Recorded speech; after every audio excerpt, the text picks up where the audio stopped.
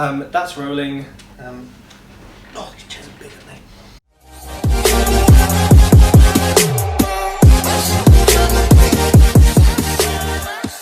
So welcome everyone to a special episode of the TED Talks podcast. On today's episode, I have the highest ever listens on my podcast, which is Mr Rich Liddle. Woo! Rich, thank you so much for coming back on. Not a problem. Thank you very much, Ted. You know what, I was telling Richard earlier that despite every other podcast below his on number one has been evolving and changing and going up and down, Richard has somehow stayed at number one and increased every week, even though it's quite far down the list. So you obviously got some special sauce. And you and me are obviously friends, and people will see you on Facebook posting value. This is a different episode. This is not an interview, but you're actually probably going to be interrogating me. Yeah. This is a mentorship special. Now, Rich, you are a mentor or mentor or trainer. What do you? I'd like to say I do a bit of both. We've had the mentorship training discussion before, and I think there's an absolute defined line between the two. They can spread over each, but you've got to identify both. Training is when you are learning a new skill. Mentorship is where you're putting that skill into practice and perfecting it. And I very much view that. If you are in a mentorship program and that program is purely built up with teaching a new skill, I would argue that that's actually a training course. So I would like to think I'm a bit of both. I'd like to be a trainer and a mentor and a coach, because I think coaching as well takes it to a different level. Triple threat. Okay, cool. So, and that leads on nicely to what this podcast is. So today you are going to essentially function as my mentor. Yeah. We're going to give everyone a live, all details, everything exposed mentorship session, you being the mentor, me being the mentee. And I think the main purpose of this is to show everyone that we're both human and we both make mistakes and challenges, which are going to come up in this. Inevitably, I'm ready for the mistakes to come out of my end. And to also maybe show people that, hey, mentorship is right for you or it's wrong for you. Yeah. And so I really want to give people an insight into how this could work. And I don't know if it's ever been done before. I'm not sure either. I recorded all live, so this will give some accountability to both of us, but also to you as a mentor to see how good you really are. Well, so fingers crossed. But you know what? You were telling me off air that you weren't sure about, similar to me, you weren't sure about the whole mentorship thing for yourself before. Yeah, so, and I think that's a big point really, is that it took me a long time to decide whether mentorship was right, and it's whether I still have even got it right. I feel I deliver almost a hybrid of all the mentorships I've ever come across. So what I mean by that is so my background, obviously being in the military, which those who've listened to it, I've spent 21 years as a pilot in the military. Nearly as many years as I've been alive. Yeah. The beard makes me look older, but some would say, how the hell have you spent 20 years in the military? But as a pilot in the military, and I spent a lot of time training pilots while I was there. So when you're training a pilot, you will teach and deliver a skill once only, and then expect them to be able to replicate that skill, because it has to be a very fast training program. So that's where it comes into the teaching element. Then we mentor and then we coach in order to mentor them into that skill without teaching them again, because they've already got the knowledge base. We mentor them and then we coach them at the back end to trim off to fine tune it to make for perfection. So that was always my view of mentorship. Taught a skill, then coached through its application to practical completion, we'll call it, until it's put into practice. So then I got into the property world, and I took my first property mentor, and I got nothing from it. I felt that I wasn't set targets, I wasn't set goals. There's a lot of things really which I potentially should have done myself. I should have had those goals, but they weren't really. I think I was expecting a little bit more coaxing out of me, a little bit more discussion on the goals, and a little bit more of a path to get to those goals, rather than kind of meandering, which is what I was doing. The classic, ship without a GPS will just meander out in the ocean. Have a GPS and you've got a clear track to your destination.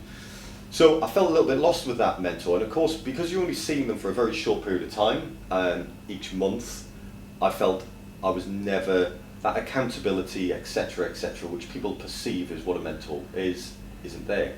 Now obviously I had in my head what I thought a mentor should be, coming from the military background, and it took me a long time. So that first property mentor for me did not work, did not progress me from day one of starting to end, I could have done everything in between. And I think that's unacceptable.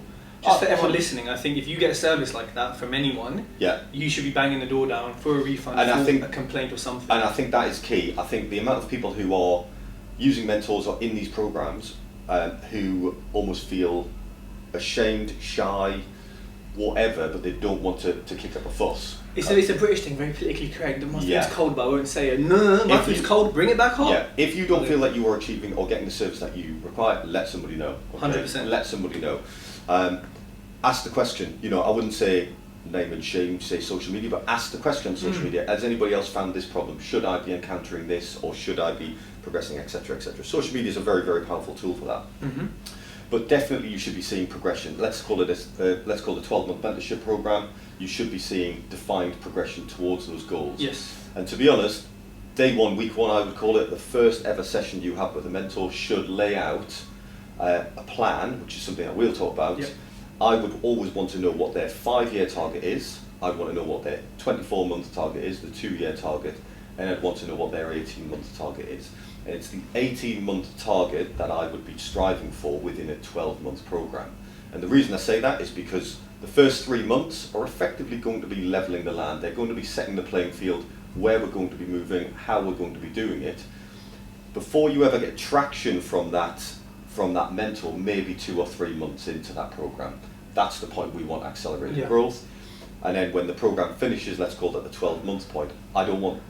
If I set 12-month goals and we get to the 12-month point end of mentorship, you almost fall off a cliff. You almost think, where am I going now? Yeah. Yet if we've set 18-month target, you've got the 6-month reach beyond the 12 months, so you'll carry on that upward trajectory. So I think it's a very defined way of saying it. And that again comes back down to my military background, where I've always been on structured courses. The course is 6 months long. Here are the key points in that course that we have to meet. So yeah, I think that's me harping on about mentorship. There's a very, I think the day one, week one, setting the stall, shall we say, setting those goals, setting those targets is critically important. And as I say, I didn't find that in my first property mentor. I then went off and did a lot of work by myself, learning strategies myself, and it wasn't until I delved into a specific strategy, I then sought a specific mentor for that strategy. And at that point, I got benefit from the mentor, again, probably not to the standard I would expect, and maybe I'm setting myself too high a stand for a mentor, but it gave me, it stretched me, which is what a mentor should do. A mentor should always stretch you. They should be one step ahead of you, be able to stretch you. What they did do is they were there to answer questions. And that was critically important, and I very, very much view that I got my money's worth out of that mentor. They did stretch me and they did push me. I think that's important, because I've never had a mentor. I've probably had a group of people who I consider to be casual mentors. And I think what you say there is, I'll probably stop you and say you've never had a mentor, but you have, but you've never viewed them. They've never been tagged with the name mentor. They haven't been paid. It's not been official. People at school, teachers at school, they are mentors, and that's where when you're now taking a property person to assist you, who has now tagged themselves a mentor, and again, people who tag themselves mentors, 90% of them don't even know what the word mentor means. And so you look back at school, that one teacher that you looked up to, you really worked in their lesson, you strove to do your best for them. That person was a mentor. They didn't call themselves a mentor, but they were. They were a mentor. They were a figurehead of. They were someone you look up to, and often a mentor sometimes, is someone you look up to. You want to be inspired like them. That's exactly the point. So I'm similar to yourself in that. Well, I haven't had a mentor, like an official mentor like you have, but I've always been, especially about training and education. I've always told people, look, you can do it yourself, you can do it for free or very little money, but it will take you longer. You won't learn in a weekend. But I think it's a deeper learning. With mentors, I've never been against them per se, but I've never necessarily been, I need a mentor. What I would do is what you're sort of talking about is probably when it comes to a certain strategy, have a mentor for that strategy. Because like I said, I've got groups of people who act as mentors in the general world of property that I would want to be really specific, right?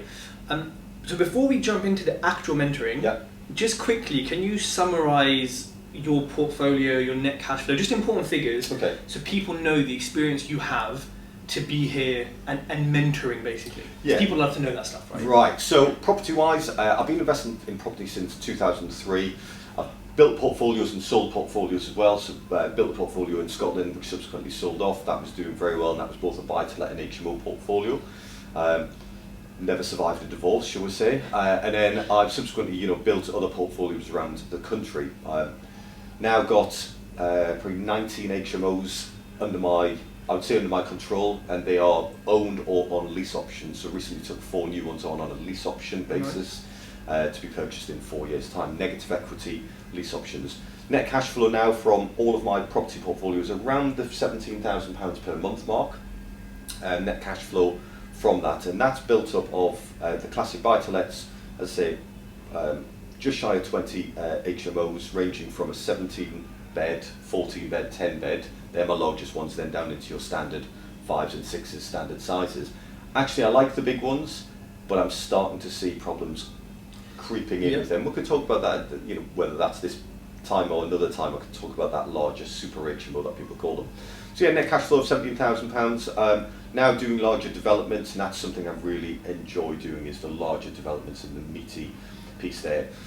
I view a development, a lot of people think, I want to go into commercial and residential development. Well, I view myself as a buy-to-let investor, and all I am doing is using commercial and residential developments to facilitate my buy-to-let portfolio. Because I can do a commercial and resi development, produce 12 flats from that, and all I've done is added 12 flats to my buy-to-let portfolio.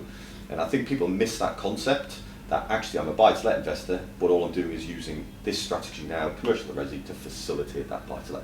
Could be for HMOs as well if you want to do cluster flats. Okay. So yeah. So good, a good broad range of experience, definitely covering some areas that I'm looking to cover. Yeah. So let's get into the exciting / scary part, which is a mentoring session. So for everyone listening, I know Rich, of course, so it's not like the first time I've ever met, but it's the first time we're having any sort of official mentorship, because we meet, we eat, we talk, but it's just chit chat. It is. Yeah. This is like a proper test of both of us in a way. Yeah. So I'm looking forward to this. Right. So I've walked into your office. If you're watching this on camera, you'll see a lovely fireplace. Breakfast by the fire. So let's start this as if. Right, it's day 1 of mentorship. I paid you your £999,000, which was reduced to £50,000. Then he further reduced it to £5,000. No, but it's me, so he reduced it to £10. It's too cheap. And here we are. So how would we? So let's go under the pretense that you know me from my podcast. You know me. Yes. So you know bits about me. Yeah. But generally speaking, you probably don't know my goals or any of that stuff. So. Let's start. And exactly, and I think that's the key point. So, mentoring session, before I would ever start with a mentoring session, I would have got some information from you. Okay, so now we'll assume, and that is purely quite a detailed, shall we call it, questionnaire that I would have sent you and said, just give me some background. It gives me some basis to hang my hat, shall we say. Feel free to ask me them now if you want. And that's exactly what I'm going to do. So, so those questions would be, the key ones really would be a 5-year, 24-month targets, okay, goals and targets. Now, I said to you offline, I get sick and tired of people, not sick and tired of people, but I think people get too hung up on the ego element. And what I mean by the ego element, they'll say, in 5 years I want to own 100 houses. Well, why do you really want to own 100 houses, or do you want a cash flow of £10,000 per month? It's usually the latter, yeah. It is usually the latter, because nobody wants to be managing 100 houses. The admin burden of that is phenomenal, but you want a £10,000, and is there a quicker way of meeting that £10,000? So first off the bat would be a 5-year property target.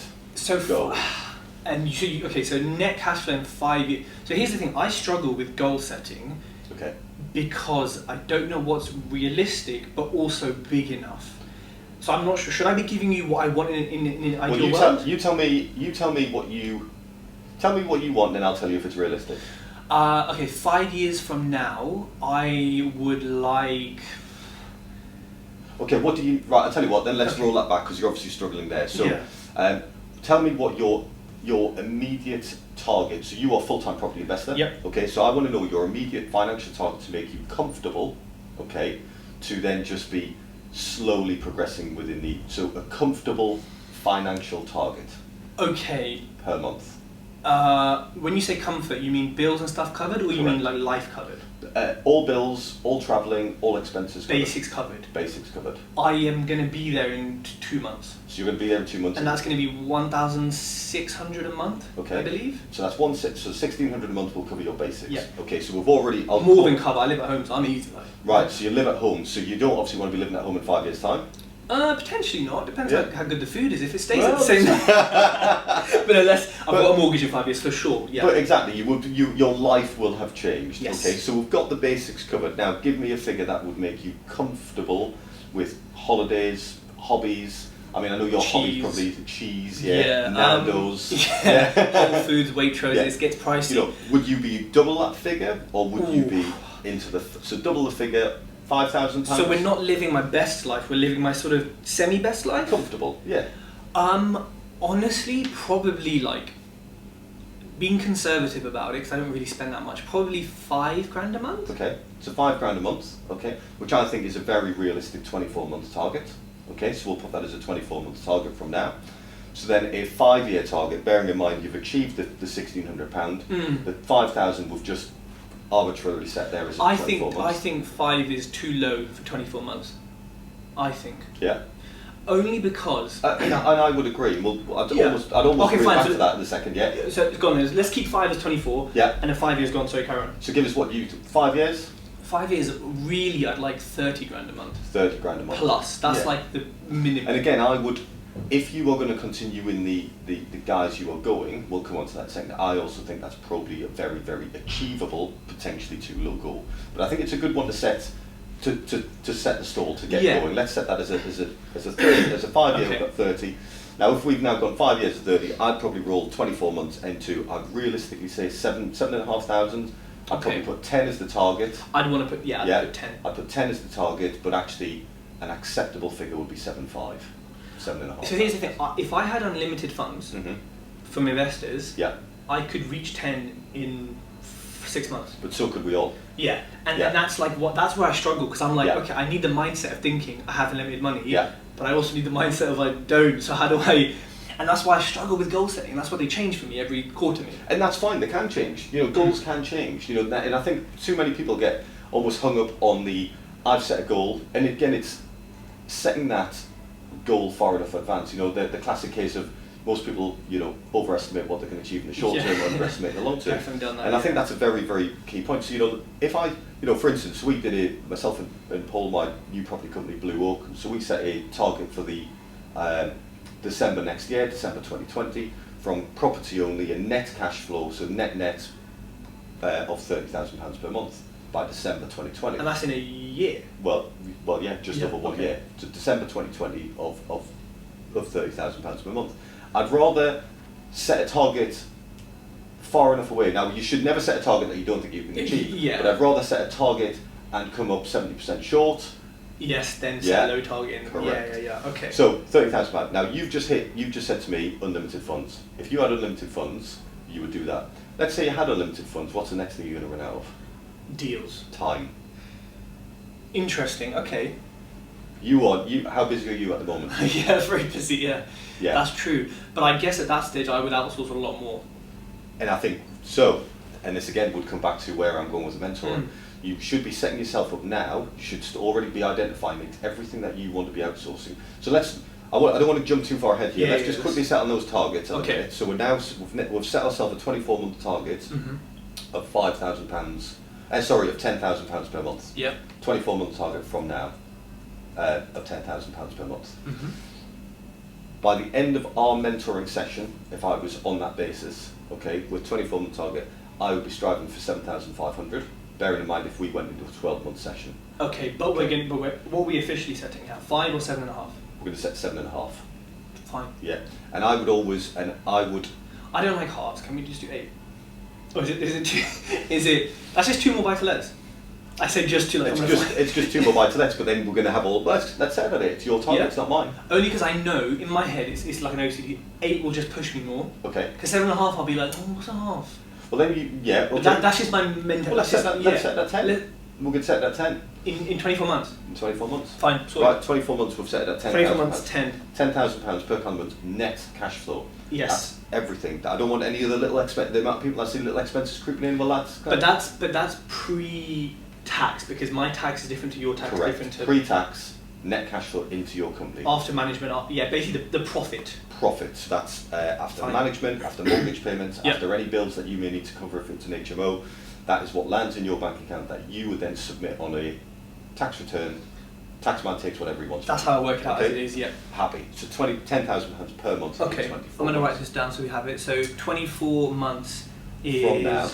And that becomes your immediate accountability target, shall we say. That's what yes. I'm going to hold you accountable that needs to be achieved, because you and I may lose contact within a short period of time. But I take pride in the fact that I always follow up. Even if we see each other for 6 months, I would still be following up with you until October 2021 and say to you, where are you? Have you achieved that £10,000 per month? Okay, fine. Even if we weren't in a paid scenario.